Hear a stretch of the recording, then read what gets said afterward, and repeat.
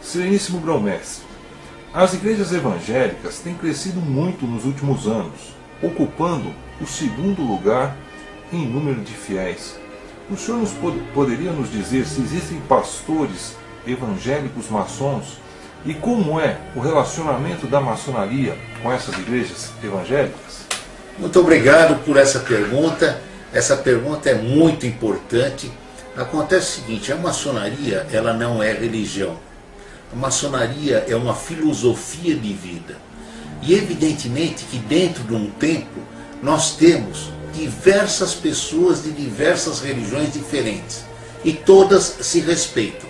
Sim, nós temos padres católicos, nós temos pastores evangélicos que são irmãos nossos de maçonaria. Eles trabalham porque dentro dos nossos templos nós temos um livro sagrado. E esse livro sagrado é a Bíblia, é um livro de moral. E nós temos diversos irmãos que fazem parte, que são evangélicos, que são católicos, que são budistas, que são maometistas, de todas as religiões. E isso é importante todos se reunirem no mesmo tempo. Outra coisa que eu quero deixar bem claro é que a maçonaria é a única que consegue congregar dentro de um templo todas as religiões. Aliás, tem um livro específico de um irmão nosso que é pastor evangélico e ele fez o Evangelho e a maçonaria. Numa próxima oportunidade eu falarei um pouquinho mais sobre esse livro. Meu muito obrigado, estamos sempre às ordens.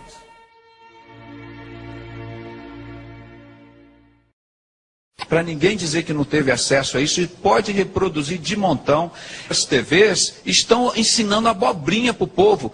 O senhor tem algum documento para dizer que tem liderança evangélica envolvida com maçonaria? Sim, sim. No dia 18 de outubro, entreguei para os irmãos copiarem. Aí ele cita o nome de todas as lideranças evangélicas na maçonaria. Para mim, eu falei, mas por que você não foi abrir com o Bispo Macedo? Por que você não foi abrir com o Caio Fábio? Com o Fanini, com o Fausto Aguiar de Vasconcelos? Por que você não foi abrir com o Silas Malafaia, com o Guilhermino Cunha, com o José Wellington Bezerra, o presidente das Assembleias de Deus? Pedrosa, todos esses homens estão lá na maçonaria comigo. Ameaçado de morte, não foi pelo beira-mar, não. Ameaçado de morte por pastores. Pô, para com isso. Agora, o que tem isso a ver com cristianismo, com cristão? Meu Deus do céu. Olha, cadê a câmera? Eu quero falar aqui direto para a câmera. As nossas lideranças evangélicas, o povo evangélico está sabendo quem está lá dentro. Vocês vão se pronunciar logo. Vocês sabem que está escrito lá para vocês. Ó, Senhor, eu fundei a religião. Eu expulsei demônio, eu curei enfermo. Deus vai dizer para vocês, olha, apartai-vos de mim, maldito, para o fogo eterno preparado para o diabo e seus anjos. Vocês sabem que os bodes serão colocados à esquerda. Eles vão ser jogados no inferno. Não tem, a palavra de Deus é clara. Não vem com conversa fiada, dizer que não sabe, que lá o diabo se transfigura em figura de pessoas. Se você trouxer um satanista aqui entrevistar, ele vai dizer que o diabo dá dinheiro para ele, que curou ele de diversas doenças. Por quê? Isso é poder oculto. Nós estamos discutindo, isso existe. O anticristo ele vai morrer e vai ressuscitar. Isso é impunidade, isso é injustiça. Olha aqui do lado o convite da Ku Klux Klan para uma noite evangelística. Forças ocultas vinham atuando, meu irmão. Isso aqui é um cartaz antiguíssimo que eu achei no museu da Ku Klux Klan. Olha aqui, em inglês. Grande encontro da Ku Klux Klan. Nessa terça-feira à noite. Por que os cavaleiros da Ku Klux Klan? Pelo evangelista Homer Kelly. Entusiasta, comunidade, cantores, comunidade, dos livros evangélicos, bonitos números musicais. O Ku Klux Klan patrocinando o evangelho, meu irmão, matando os negros, fazendo tudo isso. É a mesma coisa que a maçonaria faz hoje. Faz tudo o que Hitler faz. É o mesmo sentimento do anticristo. Se você quiser saber, conhecer um pouco mais do anticristo, você estuda a vida do Hitler. Para ninguém dizer que não teve acesso a isso, pode reproduzir de montão. As TVs estão ensinando abobrinha para o povo. E, bom, eu espero que vocês estejam preparados. E cuidado com as igrejas de hoje. Que as igrejas de hoje, muitas delas não falam sobre isso. Que nós estamos vivendo nessa geração. Hoje eles falam mais de suas próprias vidas do que da Bíblia. Eles orientam vocês a se preocuparem mais com os bens materiais do que ter o conhecimento da Bíblia. Sendo que quando você vai à igreja, é para quê? É para ter o conhecimento da Bíblia. Pelo menos na minha concepção, se eu fosse na igreja, eu não ia querer saber da vida do pastor, de fulano, ciclano, ou do carro que eu vou ter, ou da moto que eu vou ter. Eu fui lá para conhecer a palavra de Deus, para conhecer a Bíblia, para ter conhecimento, para saber me proteger do mal que virá no futuro. E nas igrejas de hoje, não são mais assim. Eu estou falando de qualquer igreja e qualquer religião. Mas se você perceber também, a maioria dos líderes religiosos de hoje, a maioria deles são tudo maçons. E a maioria deles, você percebe no culto, os anéis que eles esbanjam, anéis de ouro, pulseira, relógio. Quer dizer, eles não estão nem aí. Hoje, a maioria das igrejas, religiões, é tudo parte de um negócio. Já faz quase tudo parte dos iluminados, assim como a indústria da música, do cinema e do futebol. Então, esse é meu triste aviso de hoje. Você pode até rir da minha cara, me chamar de louco, ou o que for, mas você pode ter certeza que o louco não sou eu. O louco é você que está rindo de mim agora. Por enquanto eu fico por aqui, galera. Nós vemos que essa realidade não está só dentro de um partido. Isso contaminou todos os partidos e toda a classe política, essa mentalidade. Porque todos esses itens que estão aí e que são condenados pela igreja, e não somente pela igreja católica, condenados por qualquer cristão. Qualquer cristão. Ou até qualquer pessoa de boa vontade. Né? Qualquer pessoa de boa vontade também. Né? Tudo isso daí está dentro de um projeto, né?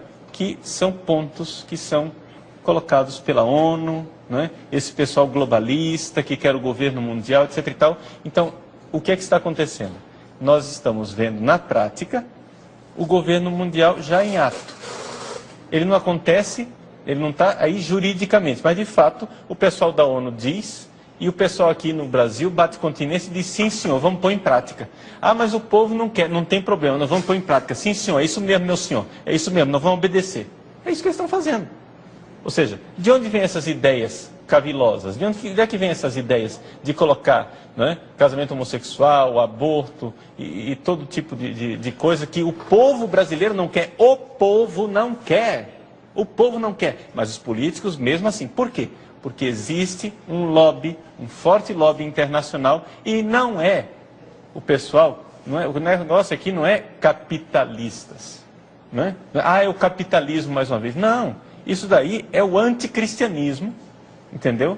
De gente que quer fazer um governo controlador mundial, e aí estão caminhando para isso. Vamos reunindo em blocos.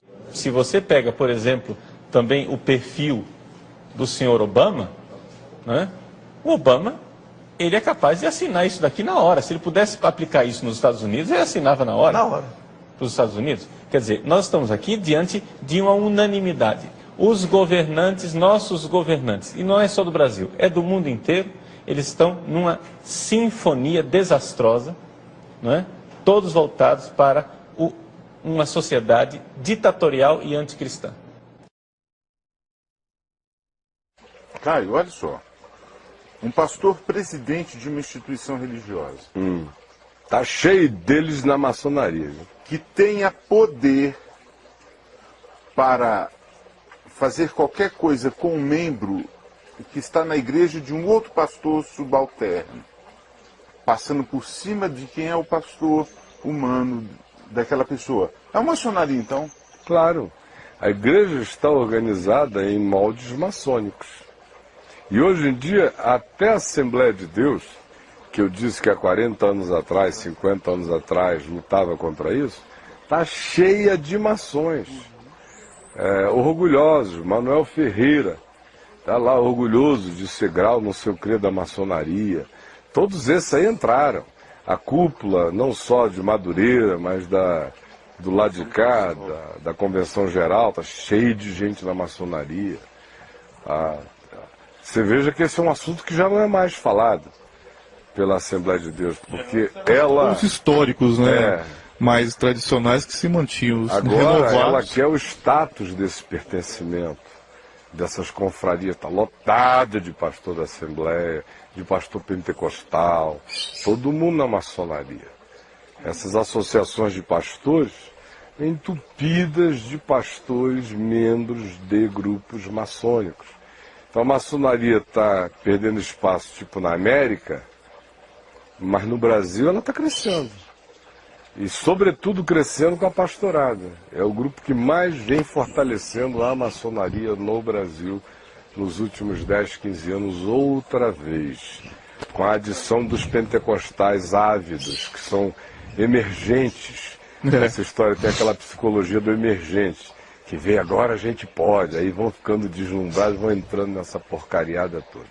Então, olha só, o que você falou antes, que a tua opção com relação a não entrar na maçonaria foi exatamente essa convicção, né, essa âncora, né? Isso só mostra cada vez mais que a igreja está cada vez mais distante dessa radicalidade com relação a Jesus, ao Evangelho, né? Já que muitos dos seus líderes estão se envolvendo e cada vez mais achando que isso é certo, é correto, isso só é o sinal claro e evidente que a igreja cada vez mais se afasta disso, né, dessa radicalidade. Eles estão dispostos a lavar dinheiro para o tráfico de drogas. Entrar na maçonaria é ir para o escotismo, é virar lobinho. Os caras estão lavando dinheiro para o cartel de Cali, para o tráfico de drogas, para político. Nesse ano eleitoral, o que vai rodar de dinheiro de partido dentro de denominação para lavar não é moleza. Os partidos adoram ter pastores como membros e candidatos e tudo, porque atrás dos pastores tem organizações que não têm que prestar contas financeiramente ao Estado, que são as igrejas. E as igrejas ficam aí com medo de perseguição religiosa. Eles é que estão criando o ambiente para perseguição religiosa, quando vão se tornando verdadeiras lavanderias de caixas 2, de partidos políticos, do tráfico de drogas, de dinheiro do bicho, de dinheiro ilícito que vai rodando nos gasofiláceos. Vai chegar uma hora, é só uma questão de mais tempo, não na era Lula, que é uma era muito leniente e permissiva, aceita até o banditismo do MST, aceita que todo mundo que roubou no mensalão continue cardeal de importâncias. Então não é aí que vai acontecer nada, mas na hora que chegar um governo mais sério, que vai ser acusado de ser um governo antirreligioso, se quiser ser sério, se quiser estabelecer ética para as igrejas, se quiser fazer com que a igreja não seja mais o bicho liberado oficialmente do país, é o bicho. Que ninguém pode ver, nem tocar, nem pegar. É pecado, vai criar uma revolução, vai gerar um... Aí fica esse cluster de ilicitudes. Quando tiver um governo minimamente sério, se tivesse, por exemplo, um governo que fosse tão sério, embora os governos americanos não sejam tão sérios assim, mas comparados com os nossos são ilhas de seriedade fiscal e de outros níveis mais, se tivesse só aquele nível ali, olha, meu amigo, já tinham passado o rodo em mais da metade das igrejas evangélicas no Brasil, que viraram lavanderias dessa coisa toda. Então, quando chegar, não reclamem. Quando o pau cantar, não achem ruim. Porque o abuso que se vem praticando nos últimos 25, 30 anos, desde o início da década de 80, que foi quando começaram a lavar dinheiro dentro de igreja, e só aumentou, e de um grupo passou para 2, passou para 10, passou para 100, passou para milhares lavando. Desde essa época que isso vem crescendo como um câncer. em anos eleitorais é uma fábula que roda nas lavagens de dinheiro dentro das igrejas. Na hora que surgiu um governo sério que resolver tirar isso a limpo, que resolver cobrar auditoria nas contas das igrejas, vai ser uma calamidade, uma desgraça. Aí é o diabo que se levantou Aí contra vão elas, dizer né? que foi o diabo que se levantou. Os caras, Perseguição à igreja. Não tem nada a ver. os caras viram amantes de Satanás, dão um beijo de língua na boca do diabo. Dormem com ele todo dia. Aí no dia que o bicho pega, alguém chega e diz: o diabo está nos perseguindo, perseguindo a igreja de Deus. Não, o próprio Mamon. Tem um ministro do Estado que está cumprindo o papel de Romanos 13, que nesse caso é ministro de Deus para o bem, exercendo uma disciplina sobre algo que se chama igreja e que nada mais é do que uma organização bandida nesse aspecto, toda vez que ela assim se torne. Quase que maçônica, né? Quem faz parte dos concílios da igreja, quem faz parte, por exemplo, da mesa da Assembleia de Deus do Brasil, hoje em dia, da mesa diretora da Convenção Geral das Assembleias de Deus do Brasil, entra na maçonaria dizendo: eu vou para um lugar monástico para ter um momento de tranquilidade e paz. Porque a maçonaria, perto dessas convenções, eu estou chamando pelo nome, a Convenção Geral das Assembleias de Deus, onde sai pancadaria, ameaça de morte, é um negócio nojento. Nojento. Chegou a ver? Meu amigo, eu todo dia sou brifado. Eu não tenho interesse nisso, eu sou brifado todo dia. Brifado por membros da mesa diretora que me escrevem, ou por filho de gente que é membro da mesa diretora. E eu não estou falando, não tem nada a ver com o nosso amigo irmão Joel lá na Flórida, que é o cara mais discreto do mundo, que não toca nesse assunto. Eu estou falando de outras pessoas que me escrevem, que me contam detalhes e detalhes e detalhes e detalhes de tudo. É um negócio nojento e asqueroso. Então, para quem faz parte daquilo ali, a maçonaria é um espaço. E a maçonaria que é do diabo, né? Como se diz na boca do crente, né? Sabem eles o que está lá atrás das coisas, né? A minha dúvida, uma pergunta aqui dos nossos irmãos. A minha dúvida é: uma vez membro, esse indivíduo nunca mais pode sair da sociedade? E quando sai, por que mantém calado? Por que ninguém conta nada? Porque ele fez um juramento lá de que se ele sair, ele não abre a boca. Sair, ele pode até sair, ele só não pode falar. Mas esse juramento é feito a Deus? Esse juramento é feito ao diabo, né, mano? Porque Deus não quer que o cara mantenha um juramento contra a verdade e contra a vida. Deus manda não jurar. Não jureis por coisa alguma. Não. Eu estou falando isso pelo seguinte: o cara tem que ter muito medo para quebrar um juramento. Para não quebrar, né?